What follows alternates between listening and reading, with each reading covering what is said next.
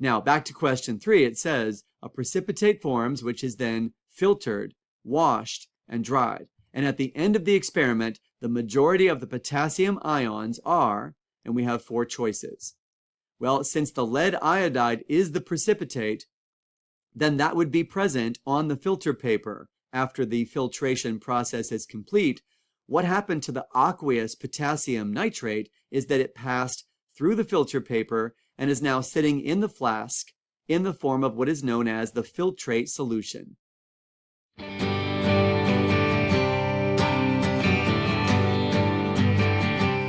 Welcome to AP Chemistry Review and Practice. My name is Michael Farabaugh, and I'll be your guide on the side as you strive toward that 5 on the AP Chemistry exam.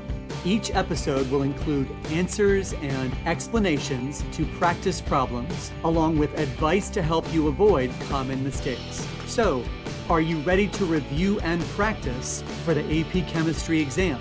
I hope so, because this lesson starts right now.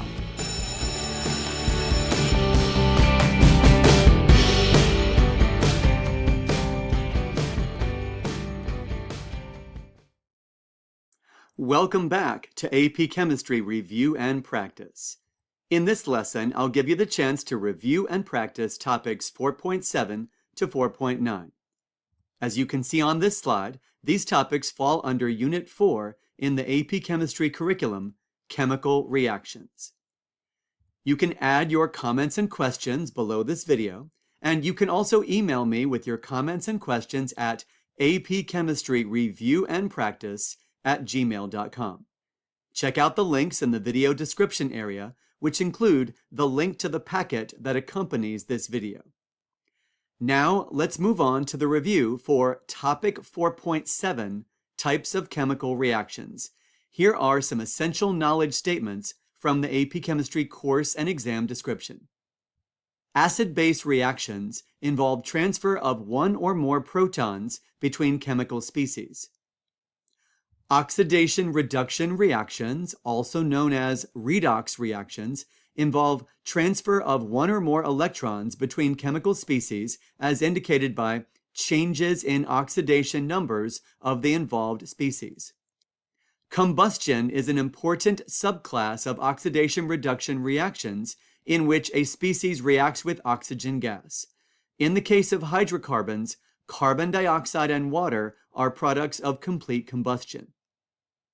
In a redox reaction, electrons are transferred from the species that is oxidized to the species that is reduced.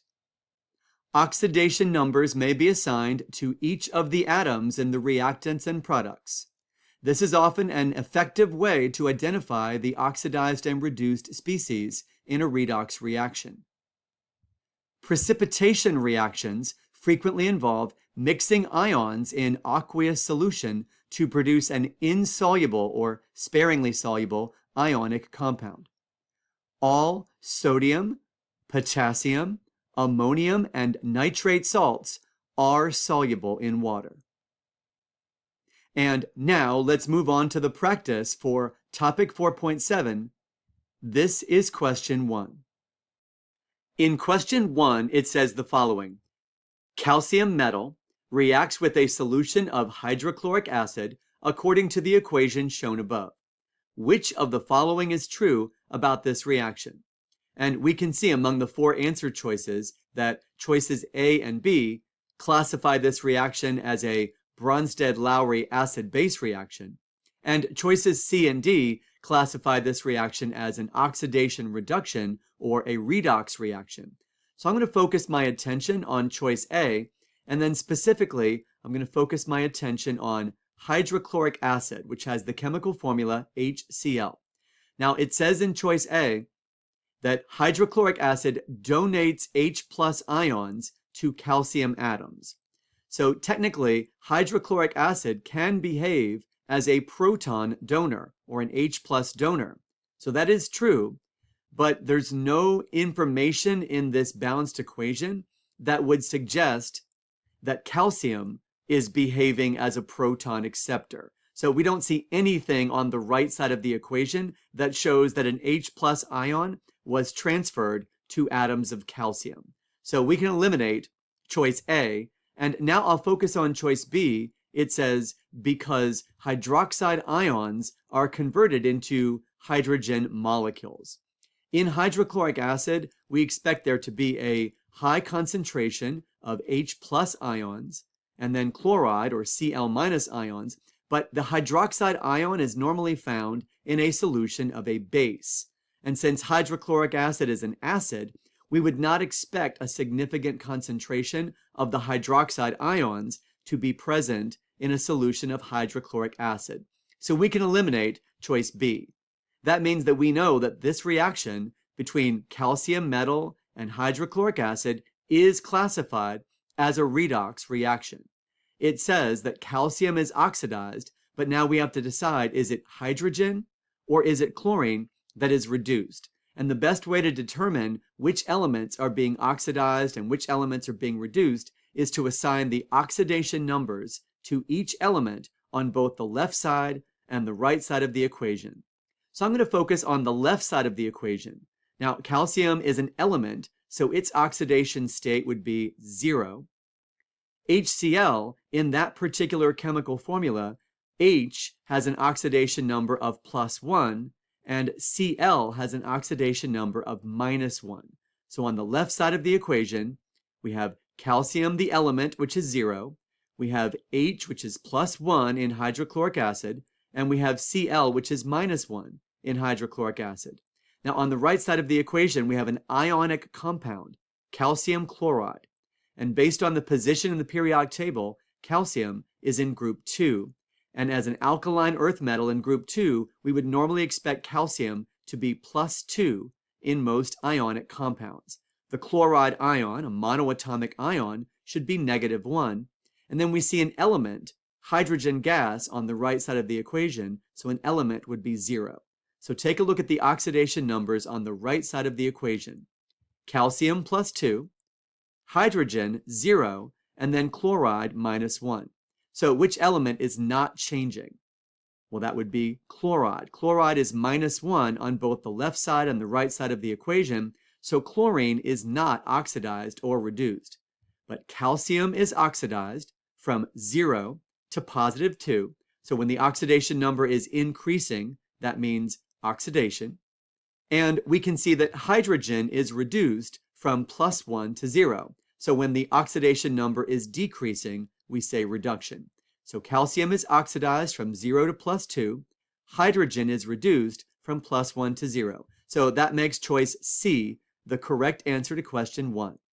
Now let's take a look at question 2. Now, if we look closely at the 4 answer choices in question 2, we can recognize that this question is very similar to question 1. So again, we are given a balanced chemical equation for a reaction, and we have to determine, is this reaction classified as a Bronsted-Lowry acid-base reaction? Or is this reaction classified as an oxidation reduction or redox reaction?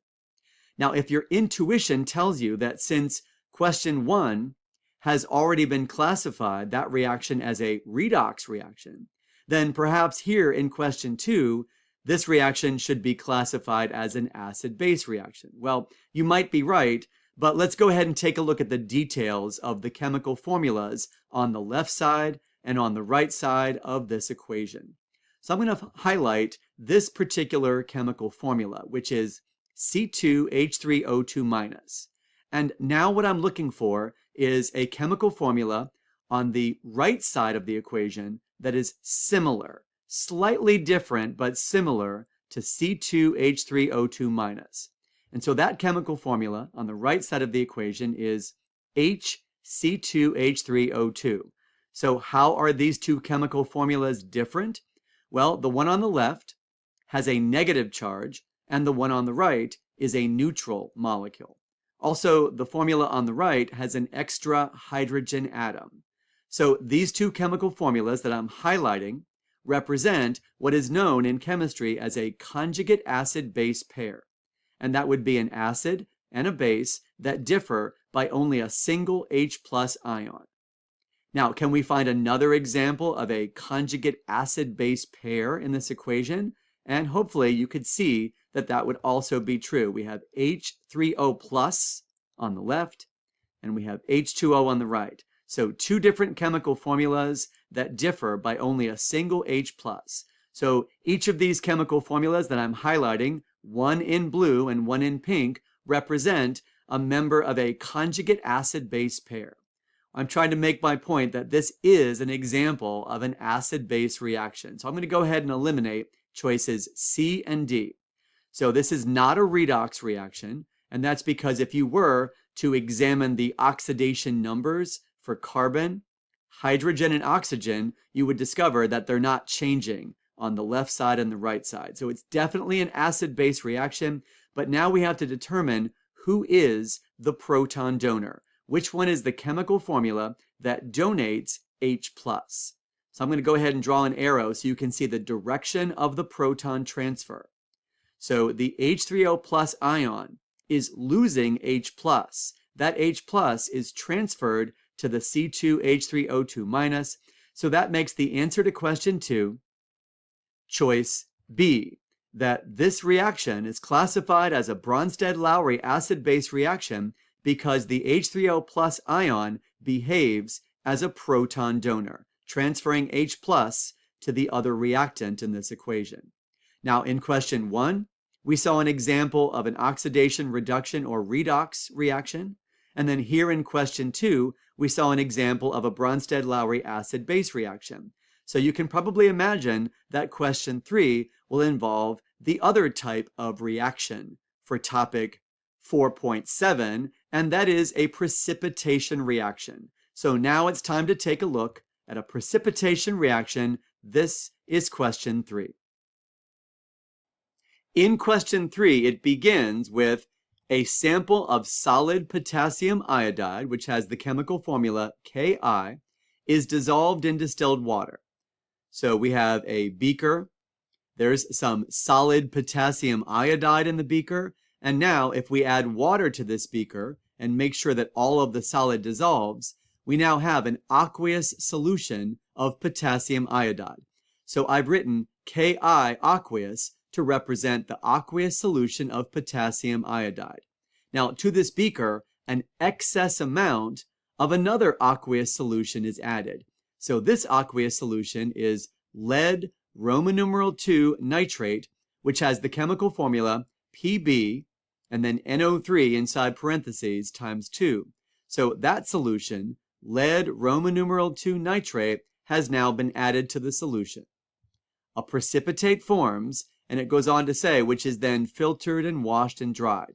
Now, before I deal with the rest of this question, let's see if I can determine what are the chemical formulas that would appear on the right side of this equation. So on the left side of this equation, we have the reactants potassium iodide and lead Roman numeral 2 nitrate. So there are ions present in each of these reactants.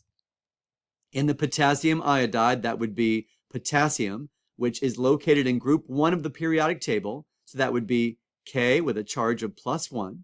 And then there's iodide, which is a halogen located in group 17, and that would be I-. So I have K+ and I-.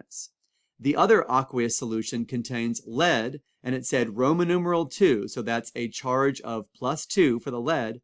Nitrate is a polyatomic ion, and it has a charge of -1. So in the chemical formula, we have lead +2, and then nitrate, which is -1.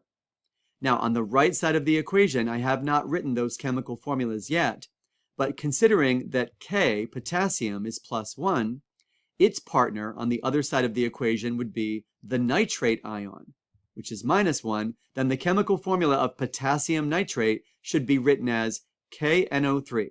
So K is +1, NO3 is -1. The other product would be lead iodide. So the chemical formula of lead iodide is Pb bonding with I, but since Pb is +2 and I is -1, then the correct chemical formula of this lead iodide would be PbI2.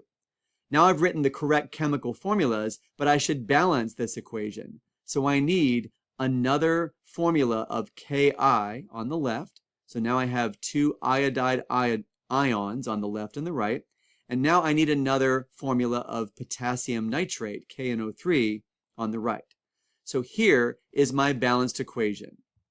2 Ki aqueous plus PbNO3 parentheses 2 aqueous. And on the right side of the equation, I have 2 KNO3 and then PbI2. Now, if you're wondering, why do I have those question marks inside the parentheses, is because I don't know for sure until I analyze the soluble SNAP ions, which one of these substances on the right side of the equation is the precipitate. So when I say the soluble SNAP ions, in the essential knowledge statement for topic 4.7, they mentioned that sodium and potassium and ammonium and nitrate are soluble in water. But let's go ahead and write them as SNAP or SNAP. So sodium, nitrate, ammonium, and potassium, when they are present in an ionic compound, that would be soluble. So is potassium nitrate the precipitate? No, it remains soluble. So that gets an AQ on the right side of the equation for aqueous or soluble. So therefore, since potassium nitrate is aqueous or soluble, the identity of the precipitate is lead iodide, PbI2, so I put S for solid. Now, back to question 3, it says, a precipitate forms which is then filtered, washed, and dried. And at the end of the experiment, the majority of the potassium ions are, and we have 4 choices. Well, since the lead iodide is the precipitate, then that would be present on the filter paper after the filtration process is complete. What happened to the aqueous potassium nitrate is that it passed through the filter paper and is now sitting in the flask in the form of what is known as the filtrate solution. So where are the majority of the potassium ions? Well, they're not present in the solid precipitate. That's lead iodide. They remain dissolved in the filtrate solution.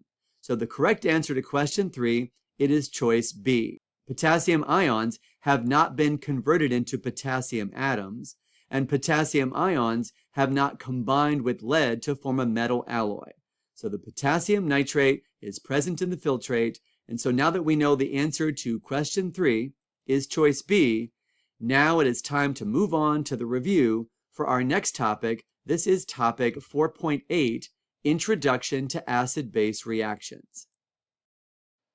Here are some essential knowledge statements from the AP Chemistry course and exam description.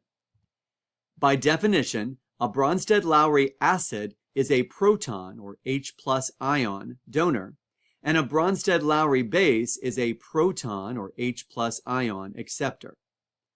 Only in aqueous solutions, water plays an important role in many acid-base reactions, as its molecular structure allows it to accept protons from and donate protons to dissolved species. And when an acid or base ionizes in water, the conjugate acid-base pairs can be identified and their relative strengths compared. Now it's time to move on to the practice for topic 4.8. This is question 4. Now in question 4, it says, which of the following correctly identifies a Bronsted-Lowry conjugate acid-base pair in the reaction represented by the equation shown above? In choices A and B, they identify the acid as CH3NH2, and then in choices C and D, they identify the acid as HSO4-. So what we need to do to answer question 4 is determine which substance is actually behaving as the proton donor, or the H+ ion donor. I'm going to draw an arrow from the HSO4- toward the CH3NH2. So the HSO4- is behaving as a proton donor, and the CH3NH2 is behaving as the proton acceptor. That means that HSO4-, according to our definition and the essential knowledge statements for topic 4.8, is behaving as an acid, as a proton donor, and then the CH3NH2 is behaving as a base, or a proton acceptor. So now I will go ahead and eliminate choice A and B. It says the acid is CH3NH2, which is incorrect. And if the acid is HSO4-, then the conjugate base would be only different by a single H plus ion. So the chemical formulas that make up a conjugate acid-base pair only differ by a single H plus ion. So in choice C, those two chemical formulas are very different. HSO4- and CH3NH2, those do not differ by a single H plus ion, so I can eliminate choice C. So where is the conjugate base on the other side of the equation? It's right there. So HSO4- is behaving as a proton donor as an acid, and its conjugate base is the SO4 ion on the other side of the equation. So the correct answer to question 4 is choice D. Now let's move on to question 5. In question 5, it's very similar, but this time instead of a multiple choice question, you have to write the correct chemical formula for the acid and the base on the left side of the equation, the reactants, and then you have to write the correct chemical formula for the conjugate base and the conjugate acid, the product, on the right side of the equation. So first, I will focus my attention on the left side of the equation, the reactants. So which substance is behaving as the acid reactant, as the proton donor? Well, hopefully you can see that H2O is losing H+. H2O is donating an H+ ion or a proton to the HPO4 ion. That means that the acid or the proton donor is H2O, and the base or the proton acceptor is HPO4 Now let's take a look at the other side of the equation.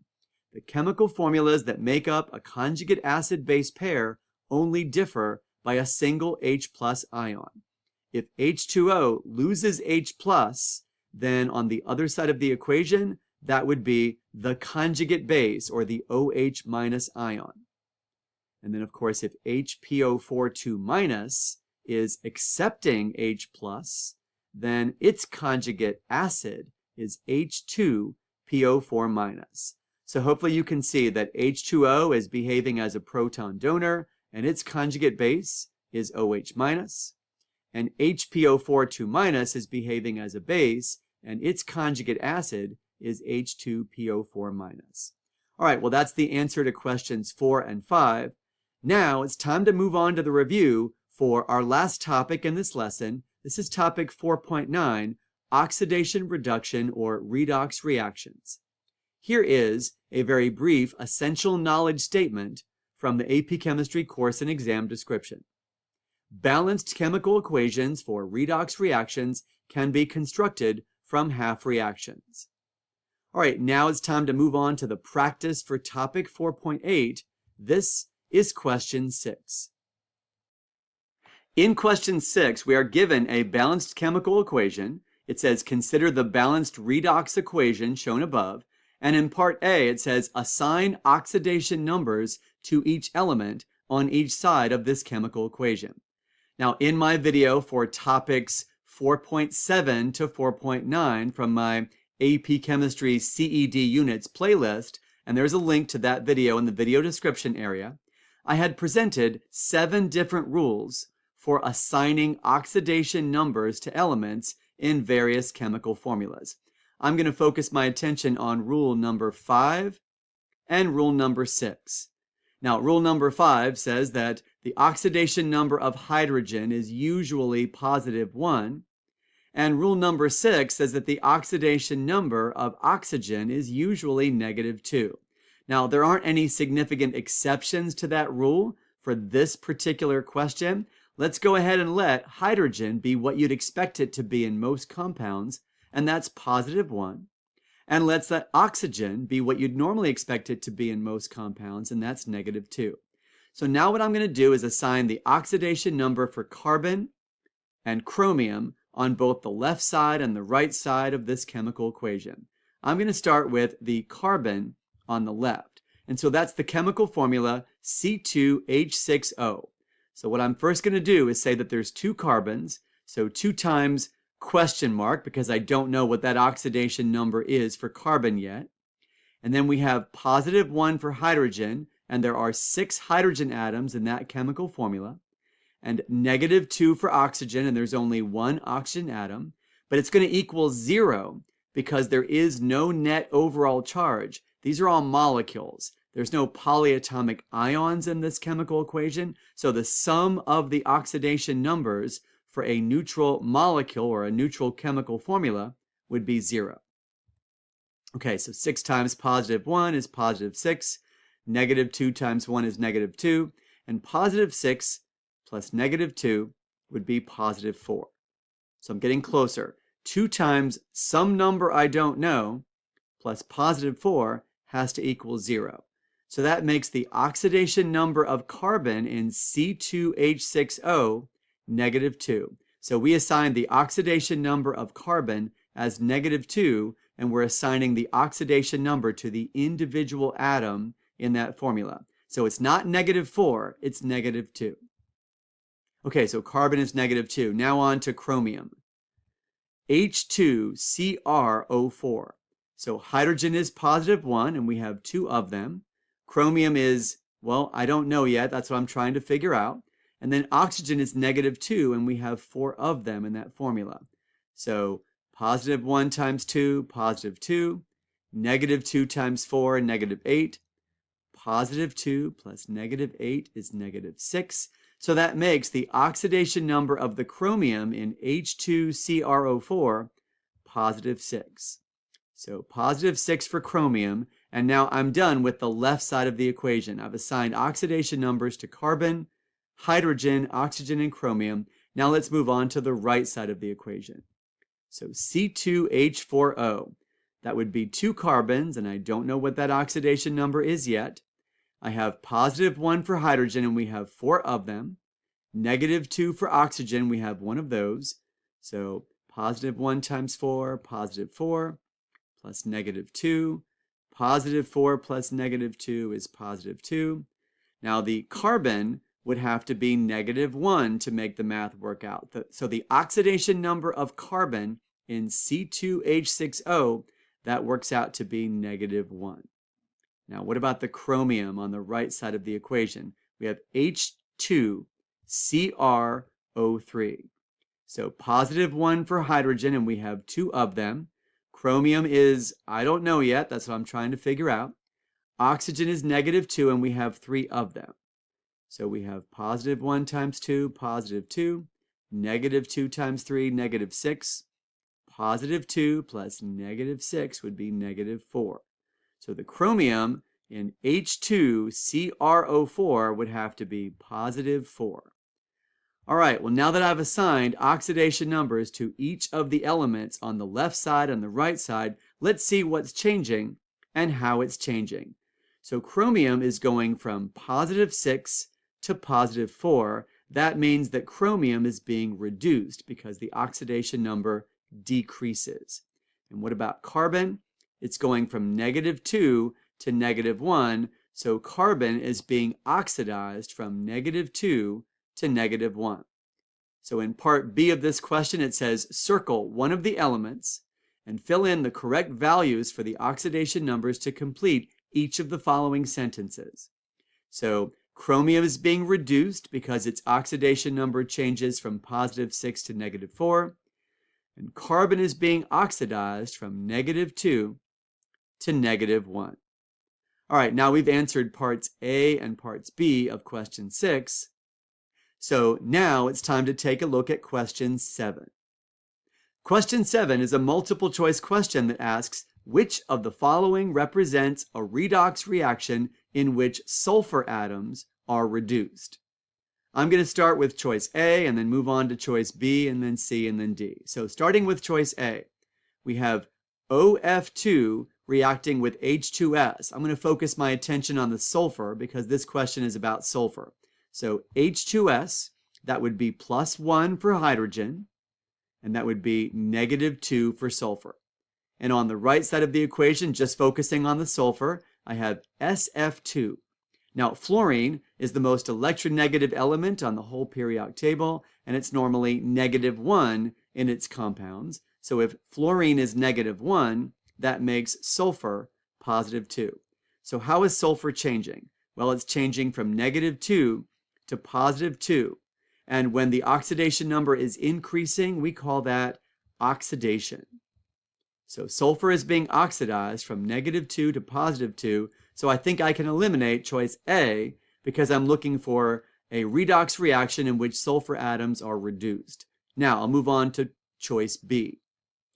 Iron is a metal. Sulfur is a nonmetal. Sulfur as a monoatomic ion is normally -2. So sulfur as a monoatomic ion is normally -2, and iron is +2. And on the other side of the equation, we have hydrogen, which is normally +1 in most compounds where it's bonded to a nonmetal. So if hydrogen is +1 and we have 2 of them, that makes sulfur -2. Oh, well, look at that. Sulfur is not changing at all. So I can eliminate choice B because the oxidation number of sulfur is not changing. Now, moving on to choice C. We have SO2, so oxygen would normally be -2 in most compounds, so that makes the 2 oxygens together -4. So each oxygen is -2, and that makes the sulfur +4. And on the other side of the equation, we have SO3. If each oxygen is -2 and we have 3 of them, that makes the sulfur +6. So how is the sulfur changing from SO2 to SO3? Sulfur is changing from +4 to +6. Another example of an increase in the oxidation number, sulfur is being oxidized from +4 to +6. So we know that the correct answer is choice D. Let's just verify why is the correct answer to question 7, choice D. I have H2SO4. Hydrogen is +1. Oxygen is -2. And if I do that math, that makes sulfur +6 in H2SO4 to make that work out. So 2 hydrogens and 4 oxygens, the sulfur would be +6. Now what about on the other side of the equation? We have SO2. We've already seen that SO2 would be sulfur +4. Now, we finally see an example where the oxidation number is actually decreasing. So sulfur is being reduced from +6 to +4. And so again, that makes the correct answer to question 7, choice D. Okay, now let's take a look at question 8. And in question 8, we have to combine 2 half reactions to produce an overall balanced redox reaction. So as you can see in question 8, above the question, we have a table with 2 different half reactions. And question 8 says, when a sample of aluminum metal is added to a solution of tin, Roman numeral 2, nitrate, a redox reaction occurs. And based on the half reactions shown above, which of the following is the balanced net ionic equation for the redox reaction that occurs when solid aluminum reacts with aqueous tin 2+ ions? Now, looking at choice B for a moment, I can see that that's different than the other 3 choices. I'm looking for solid aluminum and tin 2+ ions on the left side of the equation. But in choice B, I don't see solid aluminum. I see aluminum ions on the left. And I don't see tin 2+ ions on the left. I see solid tin. So we can eliminate choice B because those reactants are not solid aluminum and tin aqueous 2+ ions. Now, the other 3 choices look good in terms of I see solid aluminum and tin 2+ ions, but I'm going to focus on a different question right now, and then we're going to come back to question 8. Now, this question, which is also question 8 from my packet for topics 4.7 and 4.9, because it's so similar, I'm just going to work through this question, and then I'll come back to the MCQ number 8 from this packet. So in this question from my video for topics 4.7 to 4.9, it says, explain why the equation above is not completely balanced.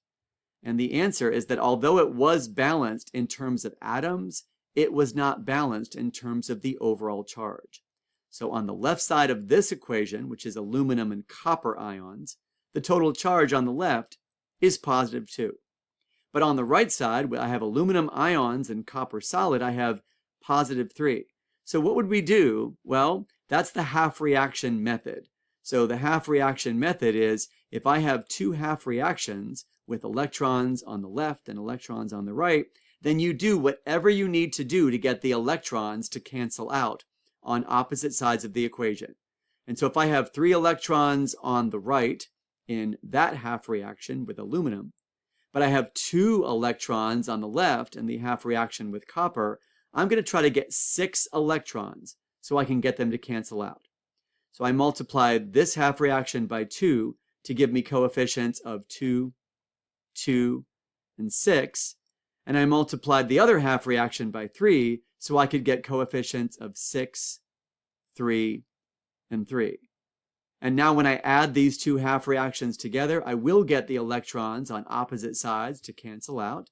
So there they go. And then that was my intended answer for this question from my video for topics 4.7 to 4.9. So the total charge is now balanced as well as the number of atoms. Okay, so back to MCQ number 8 from this packet. So what's wrong with choice A? Well, it's balanced in terms of atoms, but I see positive 2 on the left and positive 3 on the right. So this equation in choice A is not balanced in terms of the overall charge on both sides. I'm going to cross off choice A. And now in choice D, I see 2 tin ions, but 2 times positive 2, that would be positive 4. And I see 3 aluminum ions, but 3 times positive 3 is positive 9. So the same problem that we identified in choice A is present in choice D. This equation is not balanced in terms of the overall charge on both sides. So we know that the correct answer to multiple choice question number 8 in this packet is choice C. I'm going to use that half reaction method that I showed you, which is do whatever you have to do to get the electrons on opposite sides of the equations to cancel out. So that would be, how can I get 6 electrons on the right side of the equation? If I multiply the aluminum half reaction by 2, I will get coefficients of 2, 2, and 6. Okay, so there it is. And then the other half reaction, to get 6 electrons, I'm going to multiply that other half reaction by 3. And I get coefficients of 3, 6, and 3. All right, well, there go the electrons on opposite sides of the equation. This equation is now balanced in terms of both atoms and charge. And so not only is this the correct balanced redox equation, but this is why the correct answer to multiple choice question number 8 in this packet is choice C. Now we have come to the last question in this packet, which means that now it is time to move on to the part of the lesson where I give you advice to help you avoid common mistakes. So my first piece of advice is if you need more practice problems on these topics, you can review the information in my video for topics 4.7 to 4.9, and you can check out that link in the video description area. My next piece of advice is what I normally say, and that is to read the question carefully and make sure that you are answering the question that is being asked. Remember the 4 soluble SNAP ions. So SNAP is sodium, nitrate, ammonium, and potassium, just in case you need to determine the identity of the precipitate in a precipitation reaction. Now, for acid-base chemistry, if a substance is a proton donor, it behaves as a Bronsted-Lowry acid. If a substance is a proton acceptor, it behaves as a Bronsted-Lowry base. And the chemical formulas that make up a conjugate acid-base pair only differ by a single H+ ion. Be familiar with the generally accepted guidelines for determining the oxidation numbers, and the oxidation number is assigned to an individual atom in a chemical formula. It is not assigned to the entire group of atoms in a chemical formula. So for example, in CH4, there are 4 hydrogen atoms, but each hydrogen has an oxidation number of +1. So we don't say that the oxidation number of hydrogen is +4. In CH4, it's +1. And then similarly, CO2, the oxidation number of oxygen is -2. So we don't say it's -4. It's the individual oxidation number of each oxygen atom. Now, with respect to changes in oxidation number, to determine whether an element is oxidized or reduced, if the oxidation number of an element increases, then the element is oxidized. But if the oxidation number of an element decreases, then the element is reduced. And when combining two half reactions, you manipulate the equations for the half reactions so that the electrons are canceled out on opposite sides when the two equations are added together. And when writing the net ionic equation for a precipitation reaction, an acid-base reaction, or a redox reaction, obey the following guidelines. Make sure that each chemical formula is written correctly and that you include the correct charges on any ions that are present in the equation. Cross off the spectator ions that appear on opposite sides of the equation. And then remember that the chemical equation should be balanced, not only in terms of the number of atoms of each element, but also in terms of the overall charge on each side of the equation. Now, this episode or this lesson was topics 4.7 to 4.9, but I wanted just to mention that there's an entire unit in AP Chemistry, Unit 8, that is devoted to acids and bases. So you'll hear more about acids and bases in a future episode of AP Chemistry Review and Practice. Similarly, there's an entire unit devoted to what is called thermodynamics and electrochemistry, and the second half of that unit is devoted to oxidation reduction or redox reactions. So we'll see more about redox reactions in a future episode of AP Chemistry Review and Practice. And so we have come to the end of this lesson. In my next lesson, I'll give you the chance to review and practice topics 5.1 to 5.3. If you enjoyed this lesson, I invite you to like this video and subscribe to my YouTube channel. Check out the links in the video description area, which include the link to my YouTube playlist organized by AP Chemistry CED units. You can add your comments and questions below this video, and you can also email me with your comments and questions at apchemistryreviewandpractice@gmail.com. Thank you for letting me be your guide on the side as you strive toward that 5 on the AP Chemistry exam. Keep studying, and I'll see you next time on AP Chemistry Review and Practice.